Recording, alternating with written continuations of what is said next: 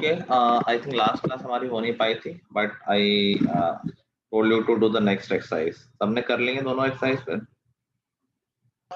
Sir एक doubt है, externally वाला नहीं आया। डाउट तो अभी मैं ले रहा हूँ। सबने कर ली दोनों एक्सरसाइज? एक एक्सरसाइज तो पहले दिन दी थी और एक जो जिस दिन Yes, क्लास sir. में थी उस दिन दी थी। हाँ ठीक, सर। सो ठीक है, इतना ही चैप्टर तो वैसे भी ओवर ही है। Let's discuss the doubts. तो पहले फर्स्ट एक्सरसाइज से पूछ लो। फर्स्ट 12.2 से स्टार्ट किया होगा, 12.1 तो ऐसे ही थी, टाइम पास टाइप। 12.1 भी दी थी क्या? हाँ सर 12.1 भी थी। अच्छा, चलो 12.1 में पूछो, कोई डाउट हो तो। Any doubt in exercise 12.1? और बताइए, नया गेटअप है क्या? हेयर कट कराया तुमने? Yes sir. ओके नाइस, ठीक है। 12.1 में किसी का डाउट तो नहीं है ना? No sir. ओके, 12.2 में आ जाओ। Any doubt in 12.2? Sir question fifth से पहले किसी का डाउट तो नहीं? ओके, क्वेश्चन नंबर 5 कह रहा, find the equation of set of points P, sum of whose distances from A and B is equal to 10। ये क्वेश्चन तुमने 10th में नहीं किया है क्या? तो नॉर्मल बात हो गई कि भाई कोई भी पॉइंट, ये तो जनरल पॉइंट वाली बात हो गई, तो हम उस पॉइंट को क्या मान लें? Sir x, y, z। x, y, z मान लें, और सिंपल सा फंडा लगाना है कि इस पॉइंट से, इनफैक्ट ये किसकी इक्वेशन आनी चाहिए? सर जनरल पॉइंट की। वैसे कोई पर्टिकुलर इक्वेशन आएगी क्या? नहीं सर, क्या वही आएगी ना? जनरल आएगी सर, x, y, z कोई रहेगी। डेफिनेशन समझ में आ रही है? कोई डेफिनेशन है क्या? इक्लिप्स की वो है ना, इक्लिप्स नहीं, इलिप्स। इलिप्स है वही। इलिप्स की डेफिनेशन है ये। ऑल्दो हमारा इस चैप्टर में कोई रिलेशन नहीं है, बट स्टिल याद आ गया होगा। तो पी हम कोई पॉइंट ले लेते हैं और मान लेते हैं गिवन पॉइंट, ये हम फिफ्थ कर रहे हैं ना, ये तो कह रहा है गिवन पॉइंट ए और बी है। तो basically what do we know कि P A plus P B is equal to 10 है। P A plus P B 10 है, बस डिस्टेंस हम लगा दो। तो पी ए कितना हो जाएगा? Root x minus 4 square plus y square plus z square, plus P B कितना हो जाएगा? x plus 4 square plus y square plus z square, और ये 10 है। बस अब हमें इसको सॉल्व करना है।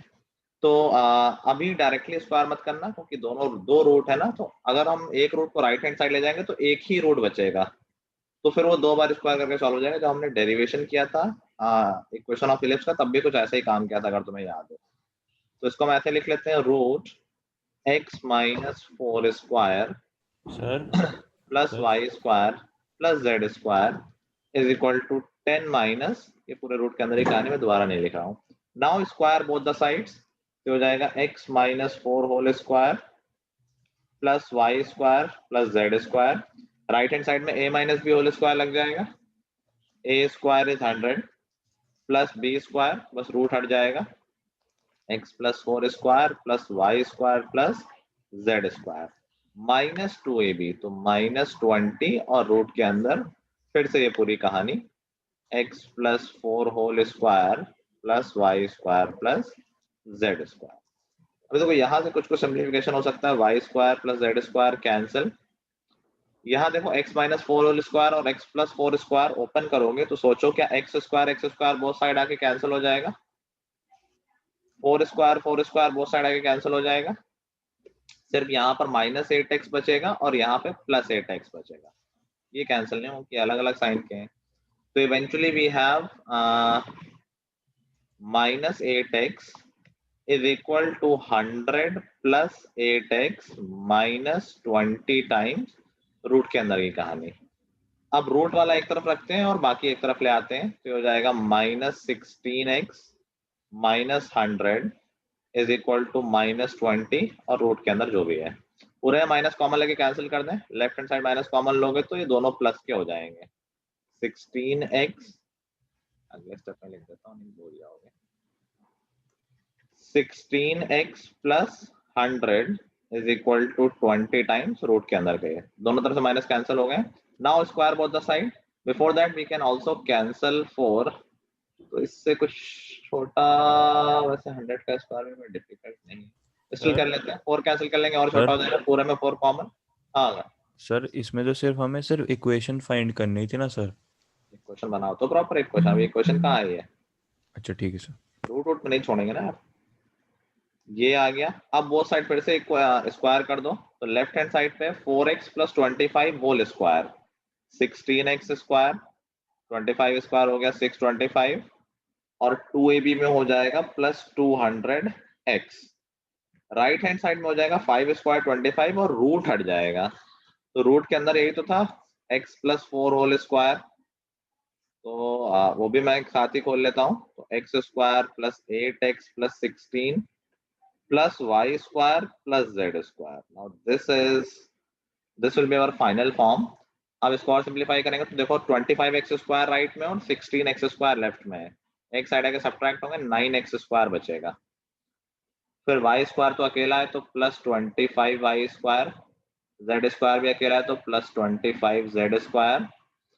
200x यहाँ से बनेगा देखो 25 इंटू 8 और 200x यहाँ भी, ये दोनों तरफ से कैंसिल हो जाएंगे, ठीक है।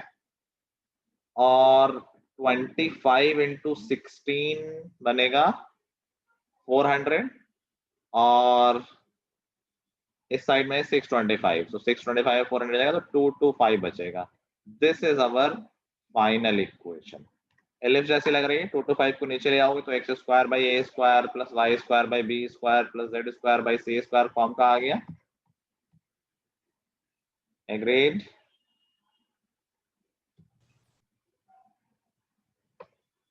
कैलकुलेशन लंबी है, देयर इज नो डाउट।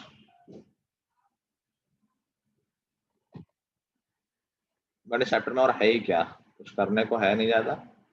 एक आध बड़े क्वेश्चन इसी तरह के आ सकते हैं, अगर बड़ा क्वेश्चन आएगा तो, वैसे तो होपफुली छोटा क्वेश्चन ही आएगा हमारा।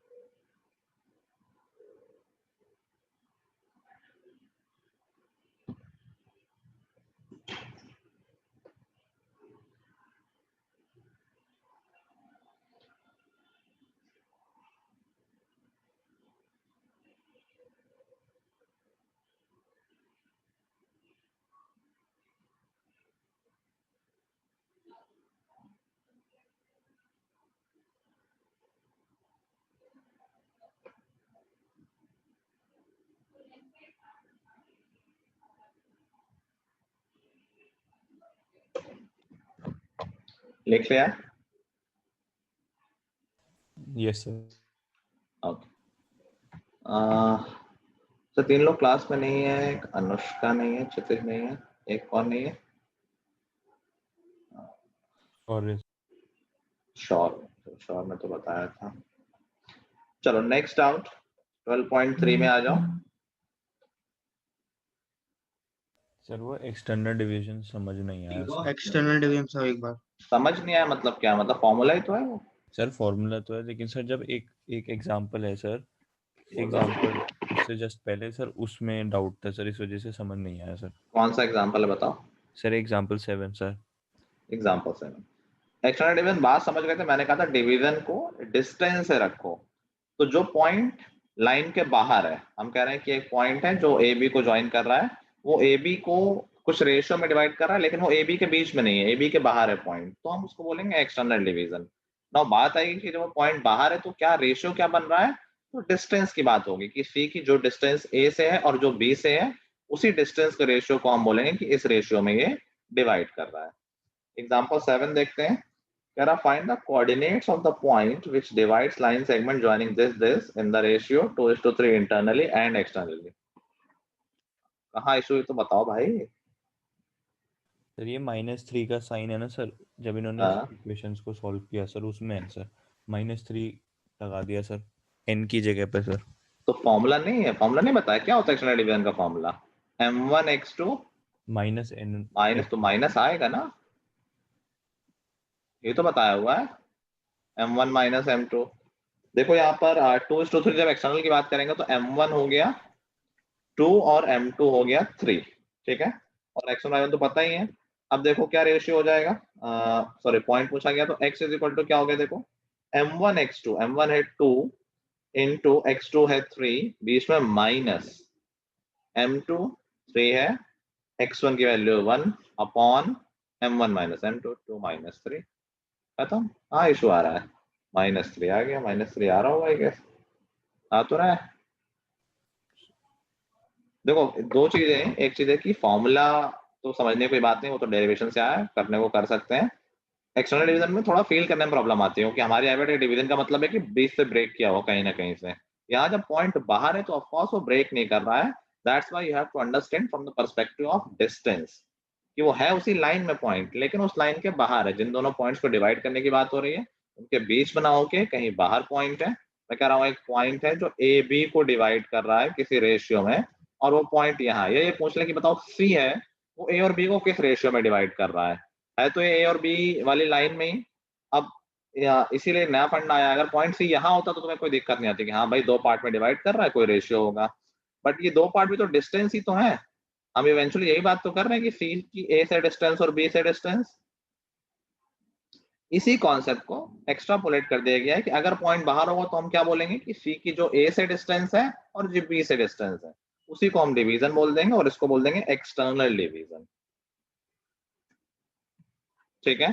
ज्यादा समझने की जरूरत नहीं, फॉर्मूला यूज करो, आंसर लो, खत्म। ये ओके सर, थैंक यू। ठीक है, किसी क्वेश्चन में डाउट हो तो बताओ।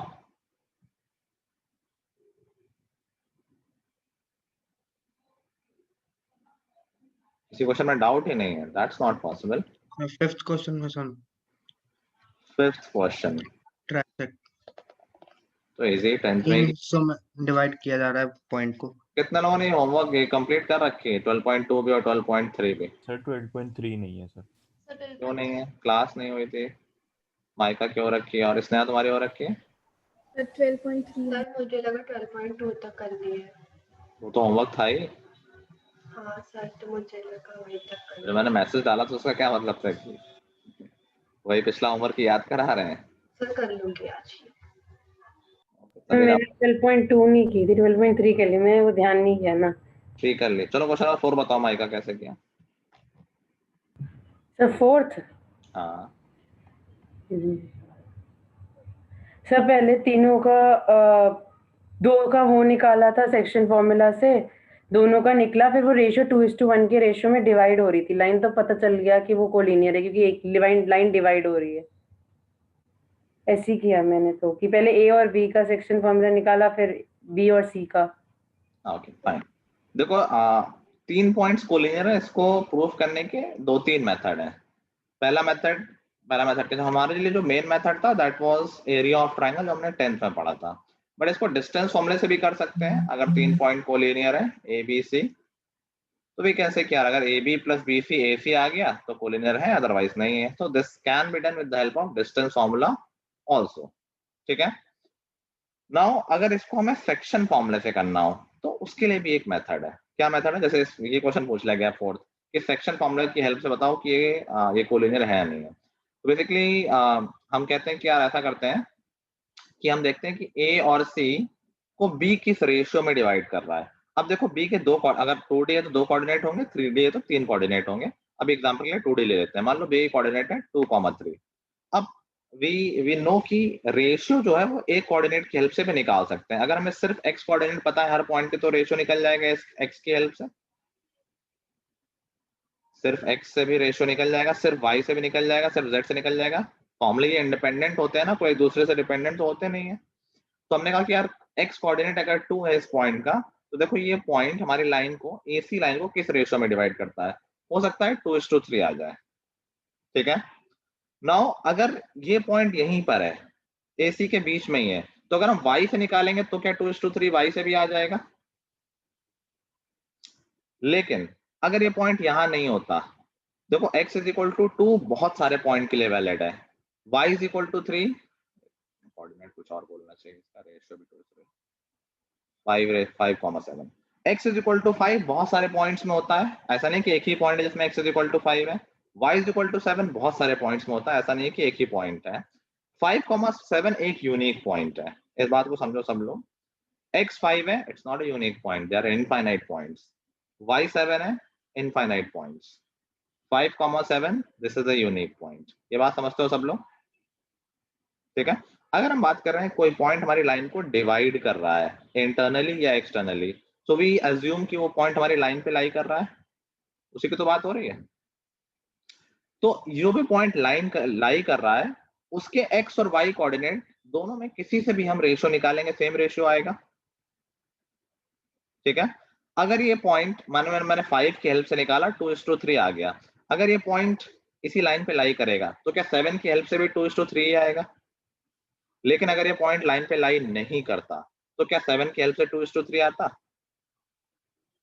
तो नहीं आता, फिर उस y इज इक्वल टू 7 पता नहीं कहीं और पॉइंट हो जाता, x इज इक्वल टू 5 यहाँ है, ठीक है, हो सकता है y इज इक्वल टू 8 मैंने 5,8 दिया होता, ये बताओ कोलिनियर है कि नहीं है। जब हम y इज इक्वल टू 8 ले लेंगे तो हम किसी और पॉइंट की बात करेंगे, हो सकता है ये पॉइंट आ जाए वो, तो क्या y से रेशियो सेम आएगा, नहीं आएगा।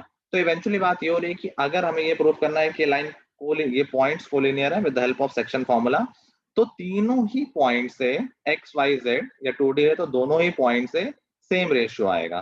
So what we can do, we can individually find the ratio कि x की वजह से क्या रेशियो आ रहा है, y से क्या आ रहा है, z से क्या आ रहा है, अगर तीनों से इक्वल आ गया तो this is the these points are collinear, ठीक है। या हम एक बात ये कर सकते हैं कि x से निकाला जो रेशियो आ गया, हमने कहा कि इस रेशियो के लिए y और z क्या होगा, y और z निकाल लिए, अगर वो हमारे पॉइंट जैसे आ गए तो फिर वैलिड जस्टिफाई हो गया, नहीं आए तो नहीं हुआ। बात समझ में, मैंने दो तरीके क्या बताए हैं, एक तो मैं तीनों से रेशियो निकाल लूं और तीनों से सेम आ जाए, थोड़ा लंबा होगा ये, या मैं सिर्फ एक से रेशियो निकाल लूं फिर इस रेशियो की हेल्प से बाकी दोनों पॉइंट निकाल सकते हैं।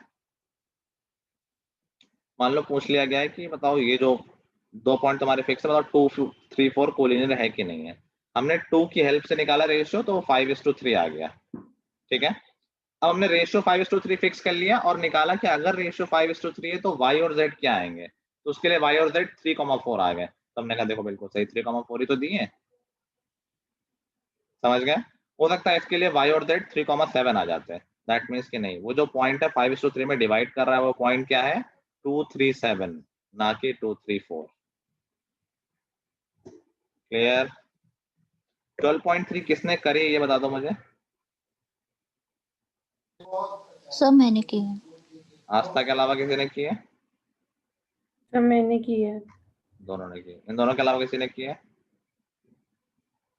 ठीक है। आस्था माई का कोई डाउट है तुम लोगों के, सर 5th क्वेश्चन थोड़ा समझ नहीं आ रहा। अच्छा फिर तो बता देता हूँ, ओके ओके, उसके अलावा कोई डाउट है, नो सर।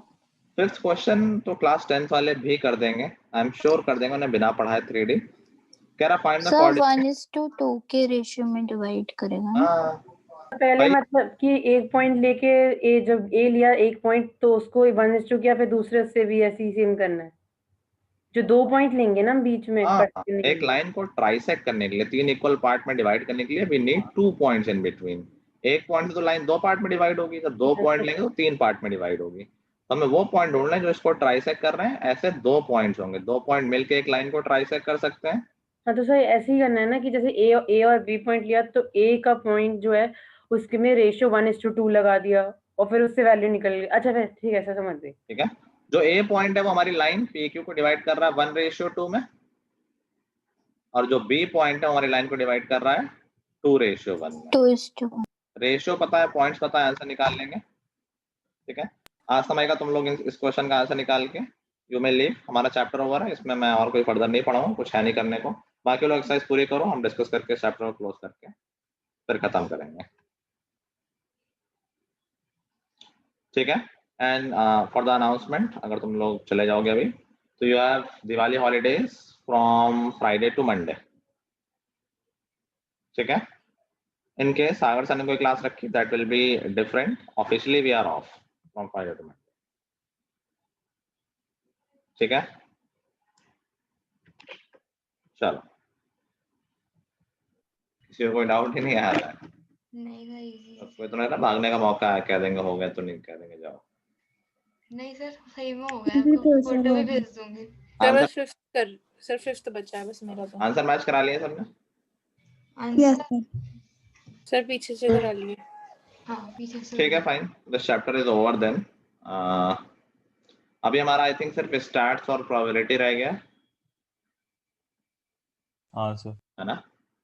ठीक है, so I think that will take hardly 5-6 class. ठीक है, तो इसी महीने हमारा सिलेबस खत्म हो जाएगा, मोस्ट प्रोबेबली क्या हो ही जाएगा, आई गारंटी। तो नवंबर एंड तक सिलेबस खत्म है, will have sufficient time to revise and all. ठीक है, आज फिर तुम एंजॉय कर सकते हो। ठीक है, हॉलीडे का मैंने बता दिया है, you have holiday till Monday.